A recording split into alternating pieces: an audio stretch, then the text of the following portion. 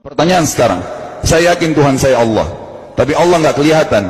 Ada alasan tak kenapa Allah nggak kelihatan? Ada alasannya. Anda tanamkan baik-baik, ini masalah akidah yang paling penting. Kata Nabi, atau disebutkan dalam banyak riwayat, bahwasanya nabi-nabi pun belum pernah ada nabi yang lihat Allah, termasuk Nabi Muhammad SAW. Kita ambil dalilnya dalam hadis Bukhari. Waktu Nabi SAW pulang dari Isra Mi'raj, jemaah sekalian, Aisyah bertanya radhiyallahu anha, berkata, istri beliau, ya Rasulullah, hal tara rabbak, apakah anda waktu Mi'raj ke langit, terima perintah salat, sempat lihat Tuhan anda enggak? Lihat enggak Allah itu bagaimana? Apa jawaban Nabi SAW? Nurun ala nur anna arah.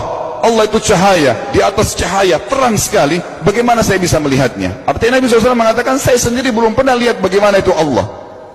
Contoh sebelumnya Nabi Musa alaihissalam. Nabi Musa waktu menerima wahyu Taurat, itu selama 40 hari, turun Taurat lengkap. Al-Quran 23 tahun baru lengkap. Kalau Taurat 40 hari, nunggu di gunung Tursina. Tursina sebuah wilayah di Mesir sekarang.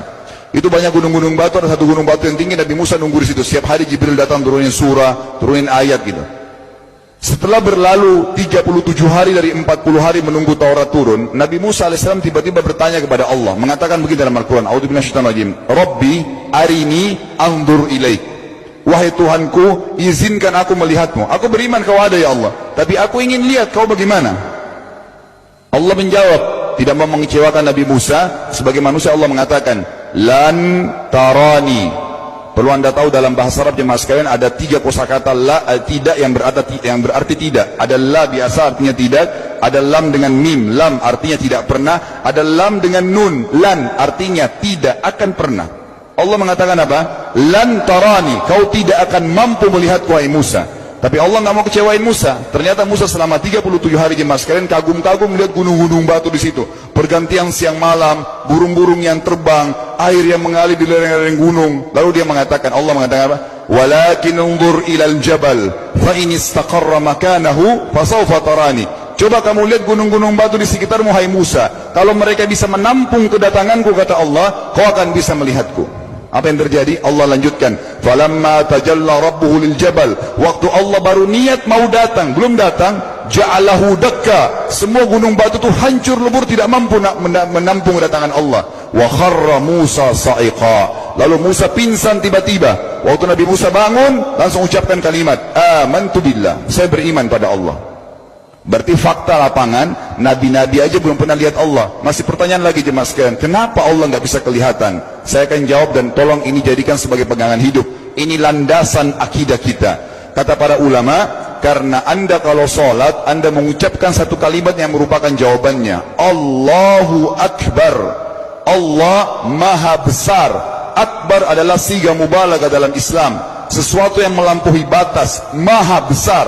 Kita terangkan. Kata Nabi SAW, perumpamaan bumi yang kalian tinggali ini dibanding dengan langit pertama di atas kepala kalian, ada 7 lapis langit. Allah mengatakan, sab'an shidada, 7 lapis langit yang kokoh. Alladzi khalaqa sab'a samawatin tibaqa, yang menciptakan langit tibaqa bersusun, 1, 2, 3, 4, 5, 6, 7. Allah di atas langit ke-7. Kata Nabi SAW, perumpamaan bumi yang kalian tinggalin dibanding dengan langit pertama di atas kepala kalian, ibaratnya seperti cincin yang dibuang di padang pasir. Jadi kita tidak akan pernah bisa melihat ujungnya langit karena kita sangat kecil, dan ini terbukti secara fakta. Apakah anda sudah tahu bahwasanya miliaran bintang-bintang yang ada di atas kepala anda yang jaraknya sekian miliar tahun dari bumi, dan sekian miliar tahun lebih besar daripada bumi, sekian miliar kali lebih besar daripada bumi, itu semua berada di bawah langit pertama. Manusia tidak akan pernah bisa memegang langit ini dengan telapak tangannya, karena dari sini saja ke Pluto jaraknya 270 tahun. Nggak bakal bisa ada astronot dikirim kena mati di tengah jalan. Jaraknya jauh sekali bintang-bintang, dan semua berada di bawah langit pertama. Kata Nabi SAW, di atasnya ada langit kedua besarnya, digabung antara bumi sama langit pertama seperti cincin dibuang di padang pasir. Langit ketiga, 2, 1 dan bumi digabung tiga-tiganya, di mana langit ketiga seperti cincin dibuang di padang pasir, sampai langit ke-7, 5, 6, 4, 3, 2, 1 dan bumi 7 digabung, dibanding langit ke-7 seperti cincin dibuang di padang pasir. Dan langit yang luas ini jemaah sekalian dipenuhi dengan makhluk Allah yang lain namanya malaikat. Dalam hadis Bukhari kata Nabi SAW, waktu saya sedang dimi'rajkan ke langit, tidak ada 4 jari pun ukuran di langit yang luas itu, kecuali saya temukan malaikat yang sedang ruku atau sujud, penuh dengan jumlah mereka. Anda tahu malaikat itu ada namanya nama kelompok, seperti Rakib, Atid itu kelompok. Di bawah Rakib banyak miliaran malaikat, di bawah Atid miliaran malaikat. Sama dengan Munkar Nakir, ada memang nama kelompok. Makanya kalau manusia 5 miliar, rakib atidnya 10 miliar. Rakib atidnya 10 miliar. Lalu kata Nabi SAW, di atas langit ketujuh ada Sidratil Muntaha. Besarnya digabung antara 7 lapis langit dan bumi, 8 hanya seperti cincin di bawah di padang pasir. Di atas Sidratil Muntaha ada sebuah lautan yang Allah ciptakan. Lautan itu besarnya digabung antara Sidratil Muntaha, 7 lapis langit dan bumi, 8, 9-9-nya seperti cincin dibuang di padang pasir. Makanya kalau anda baca Quran, anda baca ayat wa kana arsyu 'alal ma', singgasana Allah di atas air. Ini maknanya, air adalah ada lautan. Lalu kata Nabi SAW, arsy-nya Allah di atas lautan itu singgasananya Allah. Besarnya digabung antara lautan, Sidratul Muntaha, 7 lapis langit dan bumi, 10-10-nya hanya seperti cincin dibuang di padang pasir. Anda sudah hafal ayat kursi? Apa artinya? Ayat tanda-tanda kebesaran Allah. Kursi itu artinya bukan tempat duduk, tapi tempat pijakan kaki raja di singgasana. Kalau raja inginnya singgasananya ada pijakan kaki, itu namanya kursi. Kita baca apa? Wasi'a kursiyuhu as-samawati wal ard. Pijakan kakinya Allah saja sudah menutupi seluruh langit dan bumi ini. Jadi kita mustahil bisa melihat Allah karena besarnya Allah Azza wa Jal. Tinggal kita tutup jemaah sekalian. Kira-kira, lalu bagaimana saya berhubungan dengan Allah? Jawabannya sederhana. Anda lingkari namanya Allah, ini Tuhan kita. Yang menyembah selain Allah kafir, yang mempartisipasikan Allah dengan makhluknya, masih sembah berhala, kuburan, jimat, namanya syirik. Dua-dua nggak boleh. Untuk berhubungan dengan Allah yang tidak kelihatan dengan mata kita ini, tapi kita bisa rasakan keberadaannya, cuman satu cara. Di bawahnya lingkarin ibadah, sholat, puasa, zakat, haji, takziah, ziarah kubur, semua ini adalah rangkaian ibadah untuk berhubungan dengan Allah.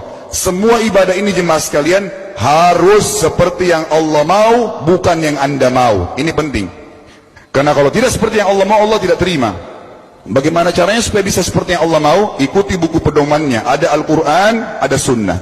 Yang beribadah keluar dari 2 pedoman wahyu ini tidak akan diterima oleh Allah. Seperti Anda kalau kerja di perusahaan, pimpinan perusahaan kasih peraturan, Senin pakai baju kuning, Selasa baju hijau, Rabu pakai baju hitam. Datang jam 7, keluar jam 5 sore. Ternyata Anda tidak. Hari Senin Anda pakai baju yang hari Rabu, datangnya jam 9, keluar jam 2 siang. Dikeluarkan oleh pimpinan atasannya. Itu baru peraturan manusia.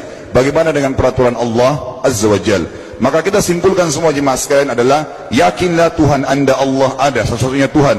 Kalau Anda sedang sakit, yang ciptakan Anda Allah, yang ciptakan penyakit Allah, yang menciptakan kesembuhannya Allah. Kalau kita sedang musibah sama, kalau kita sudah senang juga sama. Semoga Allah SWT menjadikan kita orang-orang yang senantiasa beriman padanya, dan juga selalu bertumbuh dalam keimanan tersebut serta mengikuti syariat.